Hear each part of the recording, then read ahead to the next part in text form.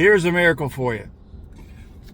About 7 years ago, we had a shop called Papa's Treasures, Joanne and I.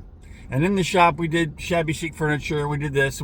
It's where my walls. I started my walls there, and you know the rest about my walls. So, but in that time, we had a customer come in, and they were buying some stuff, and they're taking it back to Sarasota, Bradenton area, I think. And this guy's name was Billy. And Billy came in the store. He had a lot of back pain. He had a lot of this. He had a lot of that. He didn't know. He had been through surgery after surgery, and he had so much pain he didn't know what to do. Well, further down the corridor of the stores there was another store called Lion's Head Antiques, and he wanted to go and hang out there for a while. So he walked down, and he had purchased this big table with his sister. And so he walked down the Lion's Head Antiques, and he came back up, and as he was walking up to me, just walked out the door, and I said, "Billy, what's wrong?" He said, I've had operations, my back's in pain, blah, blah, blah, blah, blah. He's like, he's endless pain. He's only about probably early 40s, late 30s. So I said, "Let me see your hand." So I grabbed his hand, and I said, at that time, I believed in healing in this one way, was for me to lay hands on him and he'd be healed. And he was. And if you go and watch certain people like Benny Hinn or Benny Hinn, and you watch all those other people that got healed on their shows, a lot of them really, really got healed. But what it was with me and Billy, and was with many others out there, and there's so many different ways that you can be healed with your thoughts in your mind and your heart. It's because you believe. As you have believed, let it be done unto you, right? And then Matthew 8:13, Jesus said this. He said to the centurion, he was waiting for his slave or whatever it was to be healed. And Jesus said this: "Go your way, and as you have believed, let it be done unto you." Okay? Well, I took this stuff to heart. I did. And guess what? With Billy, about 20 minutes, 30 minutes later, he calls the store back. And he says, "Dale, my back is completely healed." I said, "Really?" I was just as surprised he was. But it wasn't that. It was like, it's just that first moment. I said, "Well, there you go, Billy. Take it and run with it." Now, I've never really talked to Billy. He was on my old Facebook, and I lost that Facebook. But I lost contact with him. And I hope he's still doing well. But you need to know, as we go back to people like Benny Hinn and all those other people that believed they were healed, it was the power of their intention. Okay? It's the power of intention of Benny. It was the power of intention of me. And sometimes a person doesn't even have the power of intention. He's just hoping.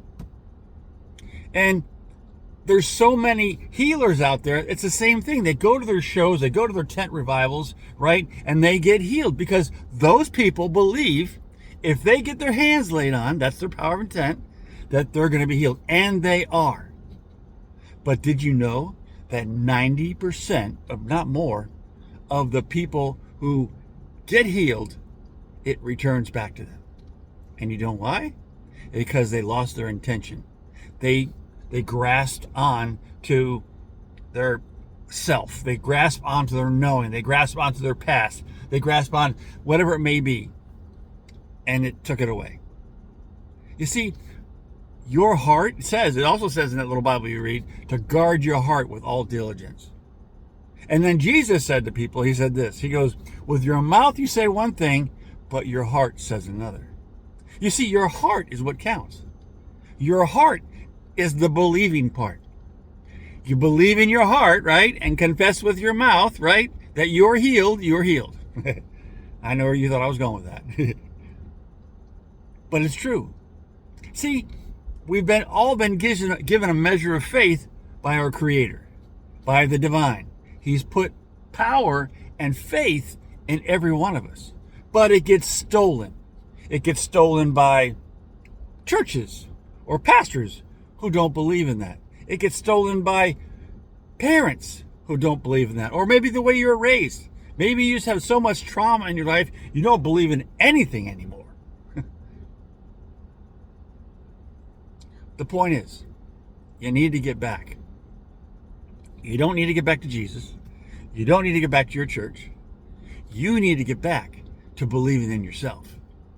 Because that's where the power truly comes from. The power comes from within you.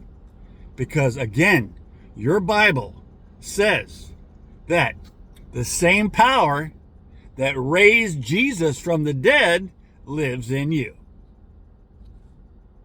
So there. The same power that raised a dead man lives in you. He doesn't put no glory in anything but you. He says, you. The power's in you. Everything you want is in you. Do you know how many times it says in you in the New Testament? Oh my God. It says it so many times. I can research it for you if you want. I'll tell you what, why don't you research it and put in the comments how many times you find in you in the New Testament. It's true. It's there. It's all through there. In you.